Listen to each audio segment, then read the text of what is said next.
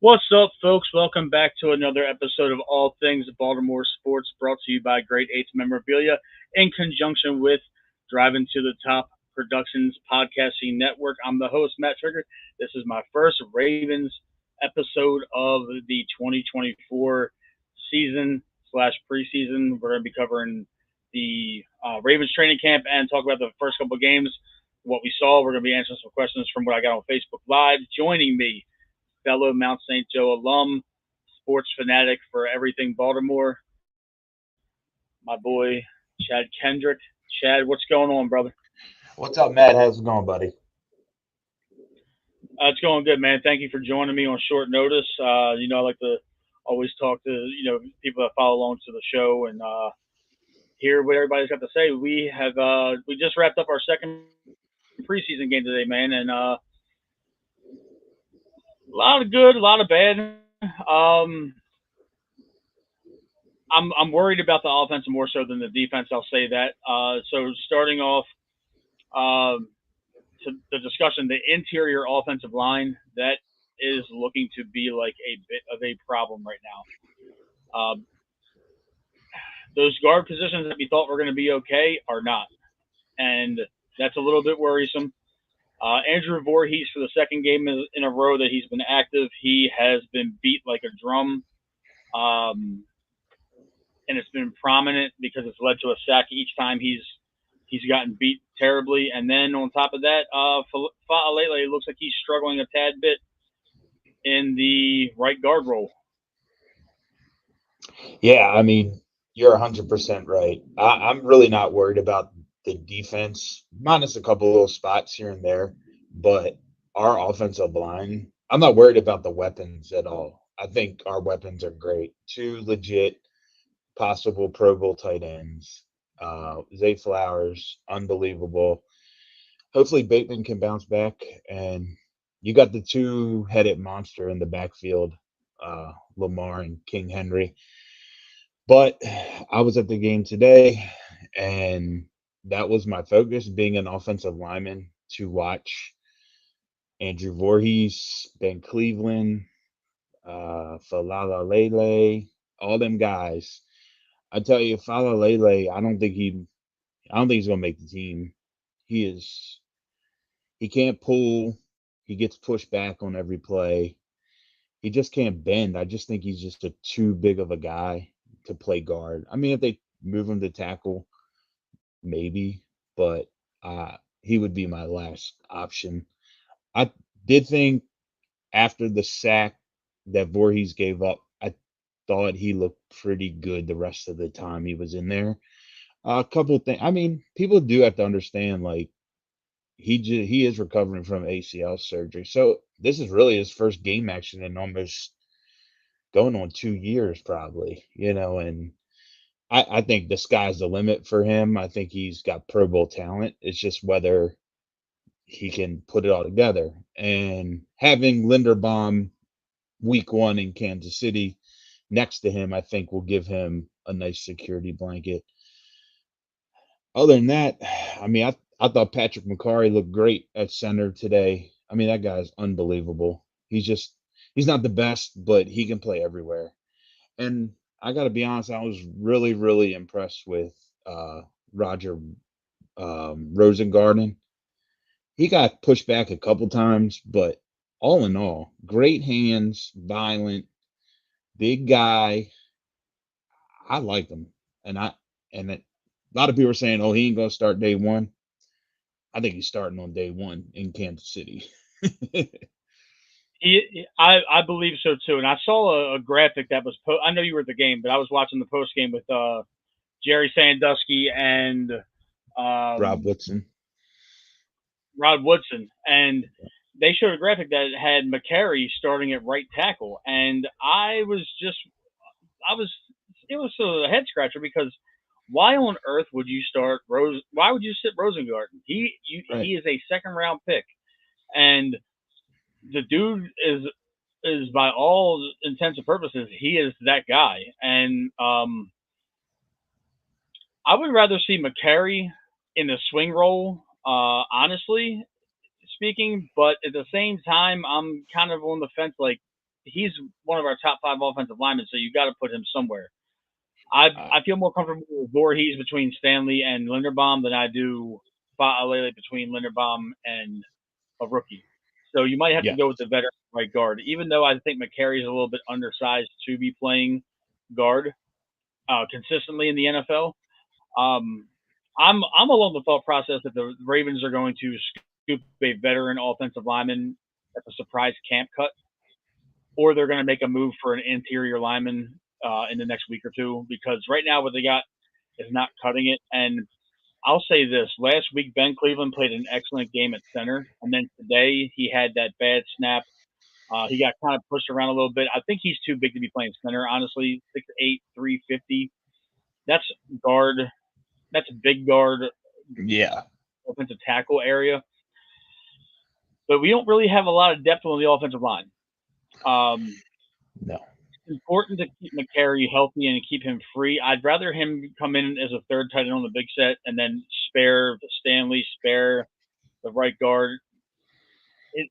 The last 2 games have really shown that we didn't address the offensive line interior wise in the offseason. Well, this goes back to Eric DaCosta always saying, we're going to do everything we can to stay low and pick up guys. And well, to me, even though Kevin Zeitler was hurt, he would have never left that building. Like, you're paying a quarterback 200 plus $1 million. Who cares about the guys on the right and left on the outside?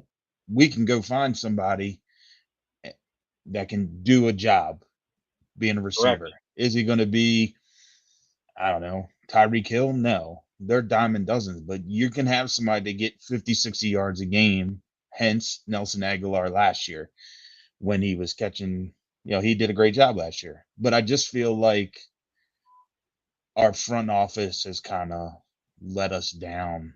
As a fan base, I don't know what they talk about in the meetings and stuff like that, but to me, you got $250 million quarterback and you don't want him running around for his life.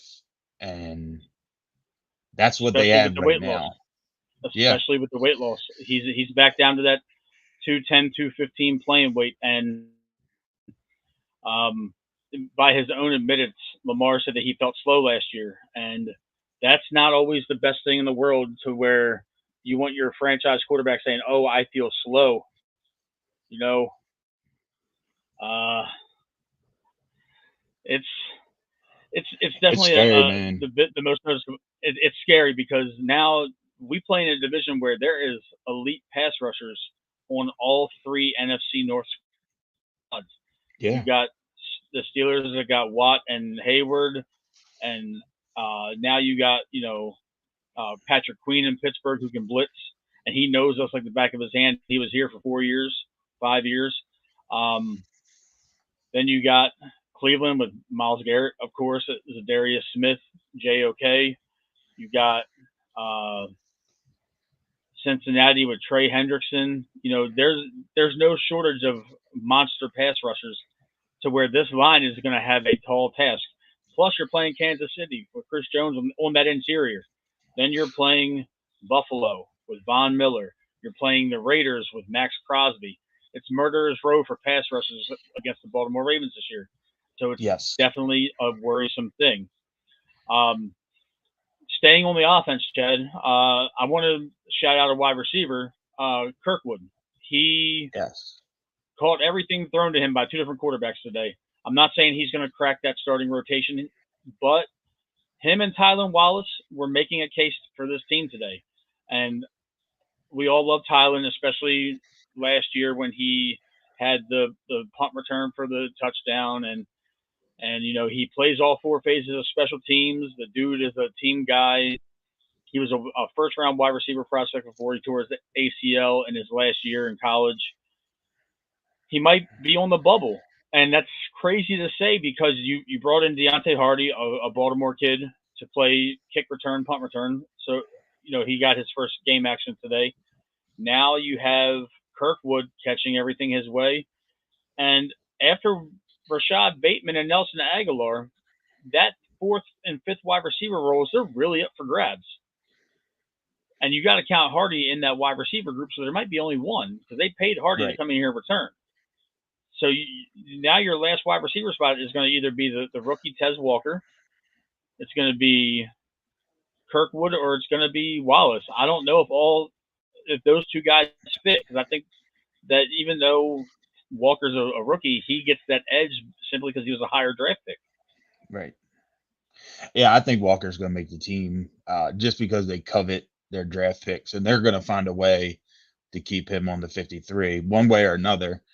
Yeah, I mean, what have you done for me lately? That's my dad always said that when we were growing up playing football.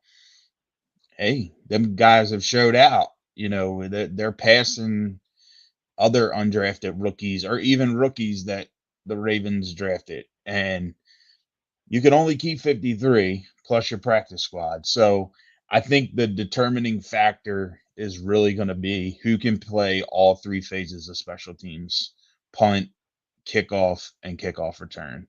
We've always seen it. Harbaugh, his 53rd guy is a guy that can play all three at a high level.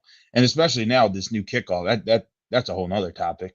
But I mean, you need your, yeah, it's the worst thing I've ever seen. But like, I think, I don't know. I think Tylen Wallace is going to make the team, and a couple of these Kirkwood and the other guy you spoke of, I think they're going to be on the practice squad. I think the boy from Maryland, the safety, his name's escaping me right now. I think he's going Great. to, We'll get to yeah, him. Yeah, okay. we'll get to him on that defensive But side. Yeah, I think I the took all my notes 53rd today guy from the is game. So. just the 53rd guy is going to be a special teams guy. That's how I see it. But I just sit in section Yeah. 551. I don't make the big decisions. Hey, I I get it. Staying on the offensive side today, Charlie Kohler looks to be transforming into um, the Nick Boyle esque role of this Ravens tight end room. Yeah. He's really gotten better with the blocking. He's not 275 pounds like Nick Boyle, No. but he is far better with the blocking. The occasional 5 and out, get the first down or move the chains a little bit here and there, get the ball upfield. He's that guy. And now with the running backs, that's another thing that's scary, Chad. That's another scary position for the Ravens because after Derrick Henry, Justice Hill has had a lot of wear and tear since he came back from his injury. He plays all phases of special teams. He gets a lot of touches in the backfield, and he's a fantastic pass blocker, and he can catch out of the backfield. I don't think Justice Hill is going anywhere, this year. I think he hangs around as the Ravens' second running back, but Rasheen Ali has done himself no favors this preseason. And Owen Done. Wright runs hard, but he is small, and Right. he is not that fast. I liked what I saw out of John Kelly with running with the threes. Now, Yeah. granted, he's running against the threes, but John Kelly is that's a big boy right there, and Yeah. that might play well to Justice Hill and Derrick Henry. If the season starts tomorrow and I'm Harbaugh, I'm keeping Kelly over everybody else at running back. Yeah. I mean, I can definitely see that happen. And I thought he looked good in the fourth quarter when he was running it. But this is like we talked about in the interior offensive line. I can definitely see them going and getting somebody like a Dalvin Cook or somebody like that. Just because you can't have too many running backs and you can't have too many linemen the way our offense is. So I can definitely see Right. that. It's a terrible thing that 53 guys and then the practice squad, because there is a lot of I think the Ravens brought in a lot of really good talent, just the two games I've seen, but it just sucks because not all of them are going to have an opportunity here. And I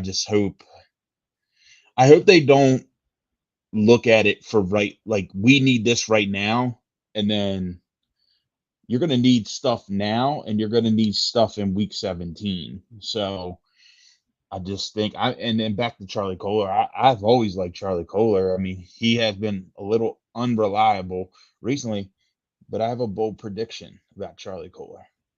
I think he gets traded before the beginning of the year.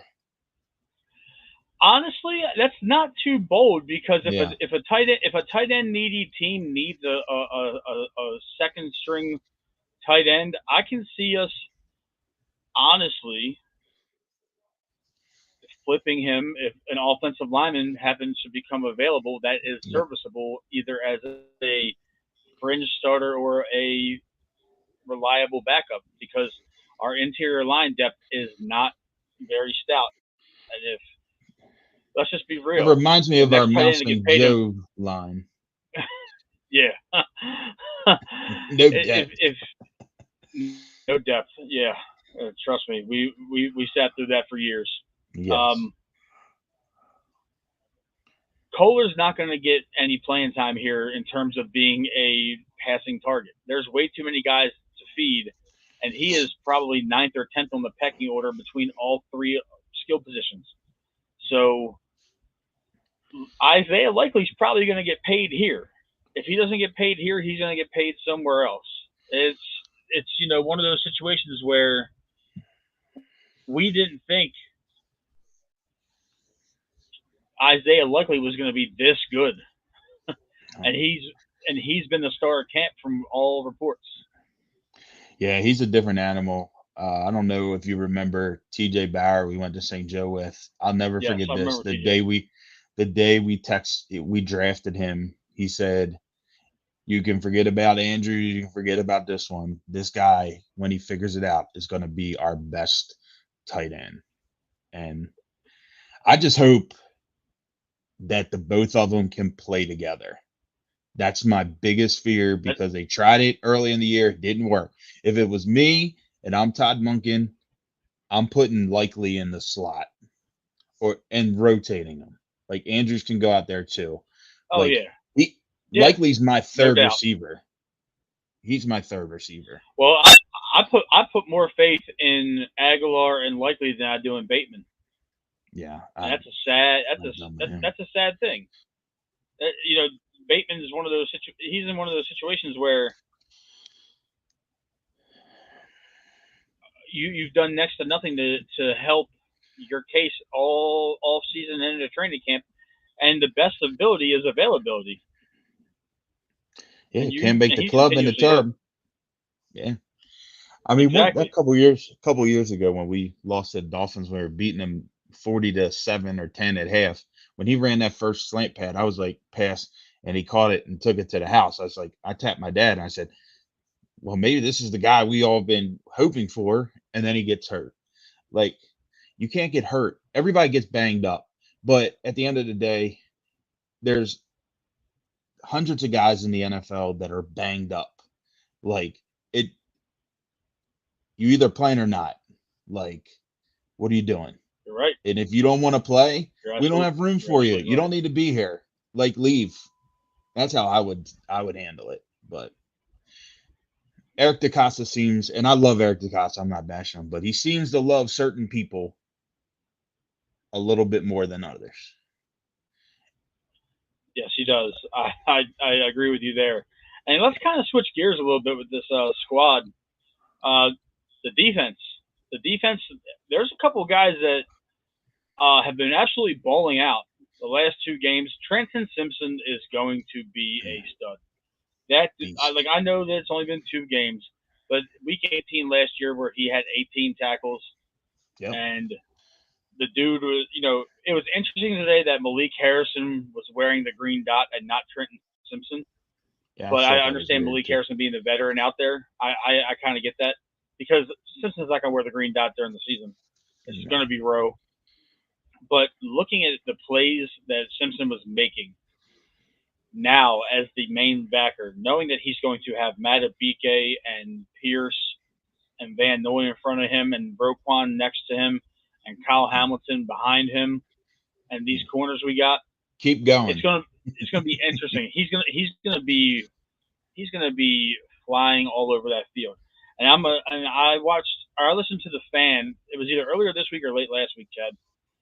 I know you listened to the fan a lot as well. Bobby DePaul was the one, Yeah. and he said that right now, as it stands, Trenton Simpson has more athletic ability, more instinctual football skills, and a higher ceiling in year two than Patrick Queen has going into year 5 or 6. I mean, And honestly, I watching can see him, that. I believe it. Yeah, I I believe it. mean, week 18 last year, he didn't play with Roquan. 18 tackles in the rain against the Steelers in a big game. That baller. He played great today. He had a broke up pass. Awesome. Good to see.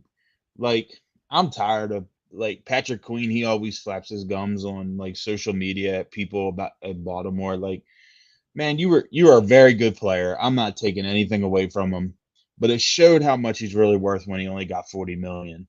Like, I was expecting that dude to get 60, 70, 80 85. million. Yeah, Yeah, and I he was did expecting a lot of not money. get it. And like until Roquan got here, Patrick Queen wasn't even playing on third down. That's how bad he was. The most important play in the game, like in a series, and he was not even playing. It was Like, I'm so not bad that taking they anything brought in away Josh from him, Bynes. but yeah, They brought in Josh Josh Bynes to play Bynes. third down. Yeah, Josh Bynes, who was watching TV at home, and they called him in because. But I don't. I think he's going to be fine.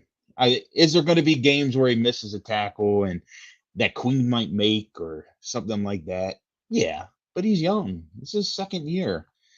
I mean, it took Patrick Queen almost 5 years to become an All Pro. Like, this kid could be an All Pro Yeah. this year, realistically. Oh, It, I agree. Yeah. I like him. You know, I do agree with you. I like. I do wish he would wear the green dot. I mean, they might do it in practice, but in game situations, just in case if something were to happen, like he kind of knows, like, because I just feel like he's that What's type of going player on? that he don't want to think, he just wants to react. But in the NFL, you got to know everything. So, and like I said, they might be doing it in practice, but practicing and 30,000 people at the stadium today, or 75,000 in a couple weeks, is a little different. Correct. I wanted to bring up two plays today that Simpson made. The first one being the pass defense that he made when covering the tight end off the line of scrimmage. Great He was on play. him like glue. Made a great play. The second one is when Taylor Heineke got out of the pocket and was starting to head upfield and looked like it was going to be a big gain. And Simpson, dug his heels into the ground, formed tackle, wrapped him up right out in the open field. And it's like, I went to the group chat and my boy Brian was like, "How many times have we seen Patrick Queen miss that kind of play?" And I know it's preseason. I know it's not the ones. I know we're all aware of that 100%. But it's just seeing those simple plays being made, and you think back to how many times that simple play was missed. Right. And another One, player on, go go ahead. ahead, Jed. No, I'm I sorry. was just gonna say, ones or not. I mean, that's still a hard play. Like, open It is field at quarterback, he can dunk it. He could try and fake it. Like that. That's a game saving play in the regular season or in the playoffs. So cor- correct. Now, staying focused on the defense. There's a couple other guys I wanted to talk about. Jalen Armour Davis had his best game yet that I've seen him play. it's my He's favorite going player. to be he's going to be a important depth piece to this cornerback room because from now I'm only a fan just like you, but I don't see Pepe Williams making this team. I thought he played pretty good It's today. real. He played pretty good, but it's a numbers game. Yeah, You have Marlon, you have Brandon Stevens, you have Nate Wiggins. Jalen Arbor Davis is playing very well right now. He's playing good football. Daryl Worley is playing good football. Now, whether you classify Worley as a corner or a safety, that remains to be seen. But yeah, if they're going to carry 5 cornerbacks, are Darius Washington playing good football? It's all these moving pieces in that secondary back there. You got to be versatile to play in Harbaugh's system, as we've seen with all of our defensive backs. And then you got to think about this: Arthur Millet's out till October, but he will be back. yeah. So that's important. So Williams, even if he makes the team, he might be one of those guys that's relegated to the practice squad come November. and Yeah. he's not a very good punt returner. He's not a very good kick returner, and he cannot stay healthy. Like we said in the show earlier, your best ability is your availability. So he might be the odd man out in the cornerback room. But Jalen Armour Davis played a very good football game today. He's a very sticky corner. He's he's pretty good. Like I'll give him for what he went up against today. It's fairly solid. Yeah, I mean, I thought he looked great. Long arms, athletic. He's just been hurt. He's like Rashad Bateman. I think all the ability for both of them is there. He's just hurt all the time. And like we've been saying, hone in all night. The best ability is availability. And if he can stay healthy, whew, I think he can. I think he's going to be in the rotation. Like that's just how I see it. He can play. And I remember when we drafted Nick Saban said that when they asked him about Jalen Armour Davis, he said he's one of the top like 10 corners we've had here, or top 5 corners we've had here in Alabama. And I don't think Nick Saban would say that like just to say it because he Right. doesn't really care. And you think about the But corners they've had there in the last 10, 15 years. That's saying a lot. yeah, I think he can help the team. It's just a matter of please just stay healthy. Please. The Ravens' biggest thing, regardless of what they need, is health. Everybody in the city needs to pray every single night. Like, please, nobody get hurt. Like, Yes, they do. And sticking to the secondary, Chad, guy you brought up earlier in the show, Bo Braid. Um, yeah, I had this. I was in my group chat earlier watching the game. I'm like, this guy is. They're going to do one or two things with Bo Braid. He's either going to be the fourth safety on this football team behind Kyle, Marcus, and Eddie, or he's going to go through practice next week, hit that third game, and then all of a sudden he's going to have one of those mysterious season-ending hamstring pulls, and they're going to stash IR him yeah, until next year, and they'll hold on to either Worley or somebody else like that. But I know he had the defensive pass interference in the end zone, which was I think was a bogus call. But yeah. that dude is an open field tackler. He is not afraid of contact, and he goes up and he's physical with these wide receivers. I agree. DMV tough. That's different tough. Like he's a good player. Am I saying he's going to be an all pro? I mean, who knows? Maybe one day. But for a solid guy to have on your roster that's not going to hurt you back there, that could make a play here and there, interception, something, a breakup in a big spot. I agree 100% with you about the injury because he was already hurt at rookie camp and with a hamstring Mm-hmm. injury. So the NFL does some crazy stuff, but I can definitely see that happen that way because I'm telling you right now, if he goes on the practice squad, he's gone. Yep. He's going to go play with He's somebody not even going to else. make it through waivers. He's No, not going to make it through waivers, and that might be one of those things where Harbaugh comes into the training room and like wink nod like, hey, we like you, kid, but it's a numbers game and we want to keep you around here. We'll give you right? the rookie minimum, spend your year on the injured reserve, and then you get a whole year of rehabbing and training with us. And I think that could be a situation. I'm not going to say that I have any inside knowledge to that or like I know that's how they operate, but we've seen No, them stash IR guys before, so yeah, it's not unheard of. Um, Focusing on the front seven, uh, Malik Harrison had a good day. I like great day. Malik is going to make the football team. There's no doubt in my mind that. I mean, we brought him back on a after he hit it free agency, so I don't think he's going anywhere. He can play every in linebacker position. On he can play inside weak, inside strong. He can be put his hand in the dirt. He can set the edge. He's multi talented like that. Um, Adisa Isaac, the new guy, the rookie that we drafted at Penn State, very high motor, flying around. Yeah, I know he got banged up towards the end of the game, but Adisa Isaac looks to be like he has that motor to be a good pass rusher. And today David Ojabo probably he's looked the best that he has yet. I agree. And it's He looked crazy that really good. Jerry Sandusky said that he's played 5 games in 2 years. It's crazy. Like I thought Ajabo. I was kind of upset that he didn't play the first game, but then Harbaugh said he wasn't cleared. I thought he looked fast. That spin move was really a really nice move to get to the quarter. It wasn't a sack, but it was a hurry with hitting the quarterback, which I like. Um, who else were we talking about? Forgot that fast. Oh, I think Isaac. Yeah, he reminds me of Michael McCrary with his motor.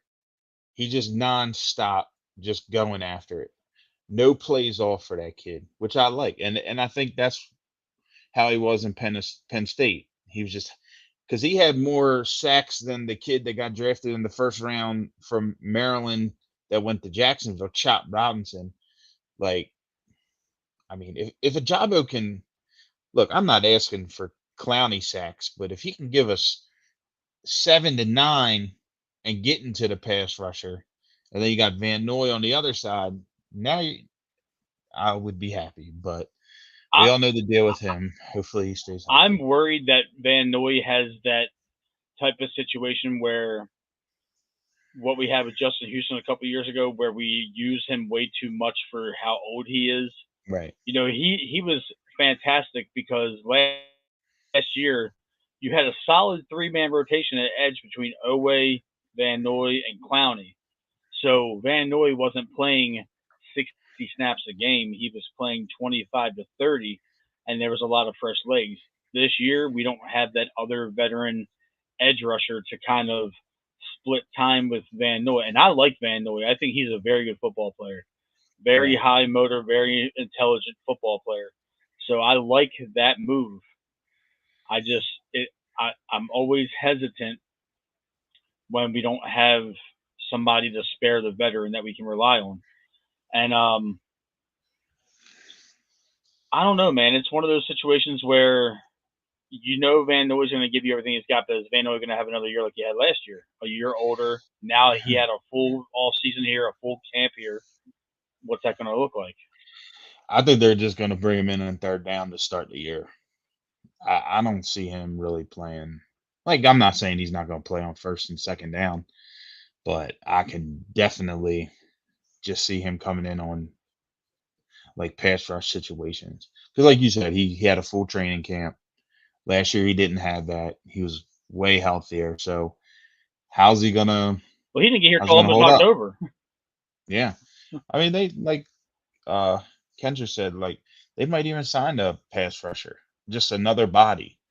Like at this point, hey, gosh, we're just signing players left and right for the Ravens tonight. I hope they're listening. Yes, we are.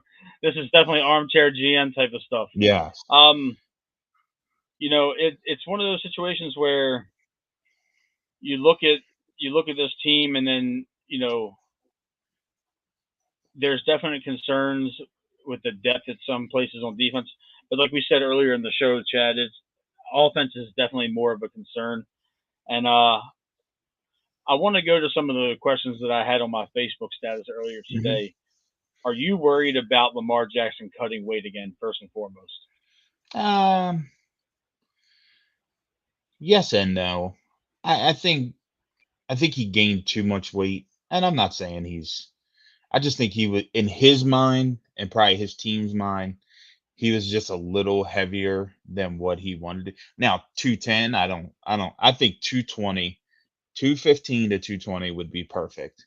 But I'm not really he's gotten way better since his rookie year. Like he's not going and trying to, run over Joey Bosa or somebody like that. He's running to the sideline. So yes and no, but I think he's matured so much that he's not going to put himself in harm's way to get hurt, unless it just a freak thing happens. But I tend to agree with you. Um, I the only thing that worries me, man, and I'll say this. Um, and I said this online a couple weeks ago on Facebook, and I kind of got chastised a little bit for it. Whenever Lamar plays at that lower weight, it seems like he's always sick and he's always not as healthy as he should be. Yeah. I don't have any knowledge to the situation. I'm just saying, like, he seems like when he's been playing at 230 to 240 the last 2 years, he had no injuries, he had no sicknesses, and that's that was I got chopped up a little bit for it, and I was like, okay, well, somebody show me evidence to prove me wrong, and Right. nobody could, and I'm not trying to be arrogant about it, but No. I worry about the weight loss because he is getting older. He was getting run down by defensive backs and some faster linebackers last year. Um, the depth behind Lamar too scares me. I know Josh Johnson had a 100% completion percentage, 120 and a touchdown today. He looked good, but regular season, if Lamar is unavailable for any length of time, more than 2 weeks, that's scary. And I have no qualms admitting this. If somebody else doesn't go get him, I would be happy if Ryan Tannehill was our number two to where he could still be mobile, he could still throw the ball down the field a little bit, and we could just lean on Derrick Henry. That problem comes in is that if you lean on Derrick Henry, he's 30 years old, he's got 100,000 miles on those tires. We don't have a whole lot of depth behind him. We're putting a lot of stock into two positions on offense where the, the fall off is dramatic at Right. quarterback and wide receiver, and that's a little bit of a cause for concern. Yeah, for sure. I think you're going to see Huntley back in Baltimore. I think Cleveland's got like 9 quarterbacks in camp, Oh, and I just that just don't gave me see him. indigestion. Yeah, as long as they don't run a quarterback sneak on like the 3 yard line with them if it need it. Um, I just think he, me and Kendrick's thinking the same thing. I think he knows the offense. It's not going to be hard to figure it out. I That's how I see it. I can see that playing out in the next week or two. Is he the Honestly, best? No, but is he if serviceable? you give me Yeah. if you give me an option between Tannehill and Huntley, I'm going Tannehill, and I like Huntley, but Tannehill seems like he has more durability. He doesn't have arm issues. You know, Huntley refused to get that surgery a couple years ago, and he was never the same throwing again. And I don't have a whole lot of confidence in that Huntley is much better than Josh Johnson at this point in their careers. Right. No, I don't disagree with you. I don't really that guy that we drafted from Kentucky. He's getting cut. I mean he can throw it for sure, but I mean I don't think he's gonna make the team. Um, but He's a practice squad guy. I don't yeah, see him I sticking mean here. definitely see that. And yeah, either Tannehill or Huntley. My only thing is just getting up to par with the playbook, the calls, the signals. You got a new offensive line, like stuff like that. Besides Stanley and Linderbaum, I mean everybody's been in the system. They know the calls and stuff. But what if Tannehill comes in here and he makes one bad call and then boom, he's done. Well, where are you going? And that can happen to anybody. But for me, I would take Tyler Huntley back. And I like Tannehill. I think you can win with Tannehill. But for the Ravens are very by the book. They don't like to swerve Yes, they are. a different way. So I just can't see them going after Tannehill. If Huntley gets cut, he'll be at one winning drive that night, I think. That's that's a fair assessment. Now we've talked about camp so far. We've recapped the last two games. Um, like like most Ravens fans, that AFC Championship game, it still replays in the back of my mind when I watch this football team. This roster uh, is fairly similar, but it's still very different. I know it's an oxymoron. We don't have to get in. We've already gotten all into the depth of both sides of the ball, and I'll say this: with the way the team is built this year, I still believe we're built for sustainability. There's a lot of ifs that have to happen, and those ifs are health of the offensive line, health of Rashad Bateman, health of Mark Andrews, and the defense not having a severe fall off going from the tutelage of McDaniel or McDonald to Zach Orr, which I don't believe there's going to be an insanely steep fall I off. agree. I want to ask you a question about John Harbaugh. Yeah. He's a very polarizing figure. On the broadcast today, they said that he is starting his 17th season. Is this a make or break year for Harbaugh when it comes to his tenure continuing in Baltimore? With how last season went in the playoffs, his the diversion away from the run game. Do you think that he is not on the hot seat, but do you think that Bisciotti's going to continue to tolerate this if we have another season like last year? I think this is it for him, regardless of how the season ends. I think it's Super Bowl. I'm not saying Super Bowl or bust, but I just can't see Steve Bisciotti spending the money he spends.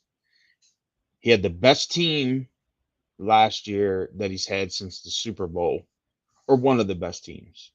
You have your first home AFC Championship game, man, and you just lay a major egg. That game will be etched in my memory the rest of my life because I was there. But I think John Harbaugh, this is going to be his last year. I think he's going to transition into a front office role, kind of like Ozzie, be a liaison to the new coach. And I look, 17 years, so much has changed in this game. And I'm not saying John Harbaugh's done a great job adapting throughout the years. Is it perfect on the field? No. But he literally drafted a quarterback that everybody wanted to play wide receiver, and he changed him and his staff changed the NFL. Like not many people can do that. But at the end of the day, besides Mike Tom, I think Mike Tom. I'm gonna get a lot of hate for this, but I think Mike Tomlin's the best coach in football. Um, besides Wow. him, I just don't think John Harbaugh is going to be back. Regardless, if they win the Super Bowl, he's definitely gone. I can tell you that. I'm going out on my high horse. 17 years, but the thing that also too, I know we want to wrap up here shortly, but I think Bisciotti not extending his contract this offseason was a big tell to the fan base. I agree with you. And Yeah, I was honestly going to mention the extension because he gave him the extension a couple of years ago in the off season. Um, I think the shtick is up, and he is going to be recognized as one of the greatest head coaches in the modern era. he's a Hall of And Famer. Tomlin is, yeah, he's a Hall of Fame coach. Tomlin's an excellent coach. Andy Hall of Reid is Fame up coach. there, even though I'm gonna get some hate for this, and I've said this on multiple social media platforms. If Andy Reid doesn't have Donovan McNabb and Patrick Mahomes as his quarterbacks for 80% of his coaching career, he's not the same Right. guy. If John Harbaugh That's don't just have Lamar Jackson, he's fired. oh yeah, 2018 would have been his. If Yeah, Flacco finished that year, he would have won 6 or 7 games. That yeah, was over. Lamar yep, Jackson saved John Harbaugh's career. yep. There's no mistake in that. And I mean, we went to pretty much the Veer offense for the second half of that 2018 season, Yeah, his rookie year, and then he revolutionized football, like you said. And it's just so crazy how now this coming year we are 12 years removed from that Super Bowl, and everybody it's says crazy. that Harbaugh is a Super Bowl winning coach, and I hear you. And the only counter I have to that is if you look at that, and if you look at that team that was assembled in 2012, they struck lightning in a bottle with Joe in the playoffs. But Yeah, the coaches of that team were on the field, hmm, hundred for percent. sure. Ray, Ed, Suggs, Nada, Keep Yonda, going. McKinney, Burke. All Hall of You know, Famers. yeah, it's insane that here we are in 2024. I truly believe it's not necessarily a missing the playoffs type of deal for him. If we go to the AFC Championship game again and we lay an egg like you just said, Harbaugh has the Cows has got to wipe the entire house clean Yeah. and get somebody else in here, and then everybody's gonna say, "Oh well, who do you grab?"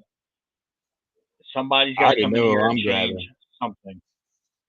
I already know who I'm grabbing.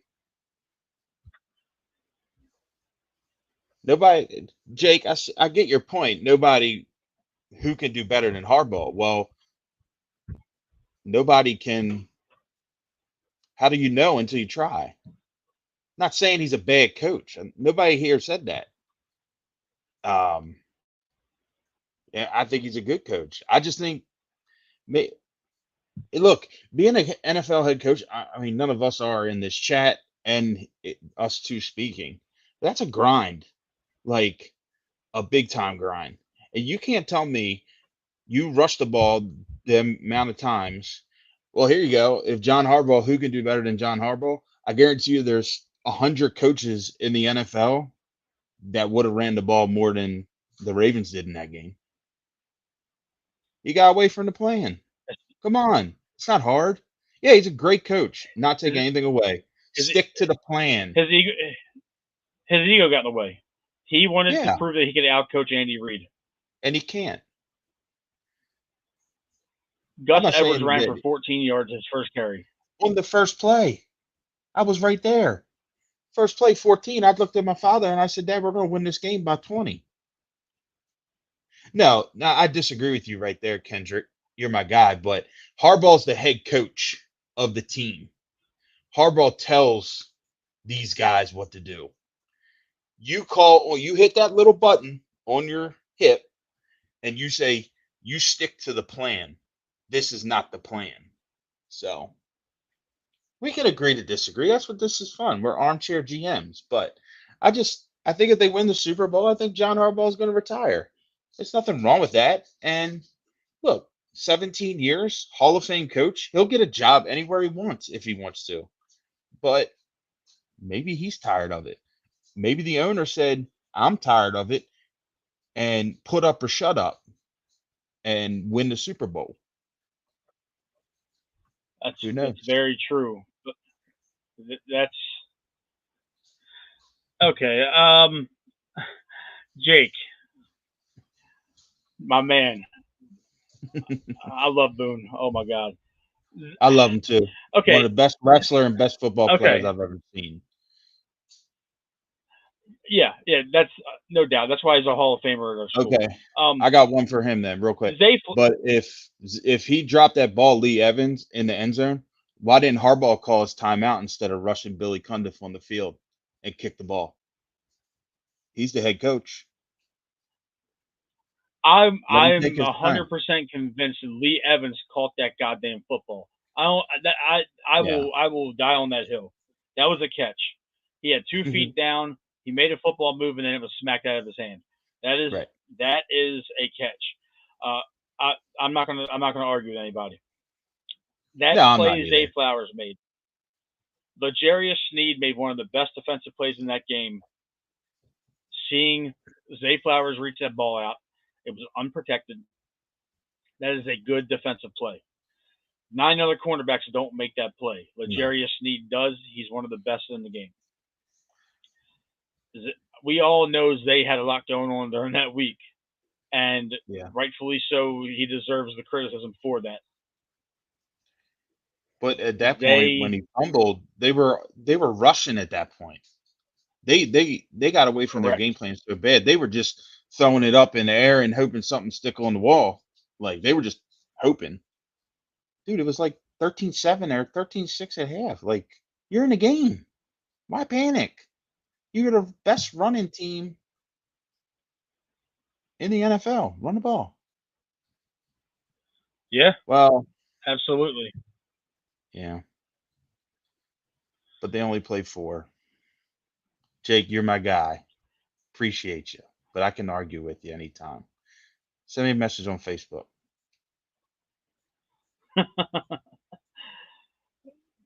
Kay wants to know who you would pick to replace Harbaugh. You never I finished mean, your statement. I think Ben Johnson's going to be the best guy.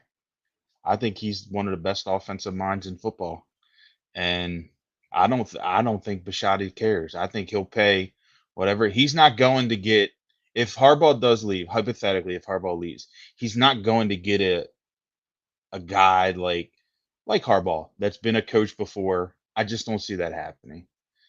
And what Ben Johnson's done with I beg Jared to Goff, differ. that's fine. Who do you think then? I think that McVay would come over here. I don't know, man. He's a Cali boy now. Hair's all pretty. Got big old mansion on the Oh, beach. I hear you, but the thing is, Oh, McVay with Lamar would I'm be laughing at insane. it. Would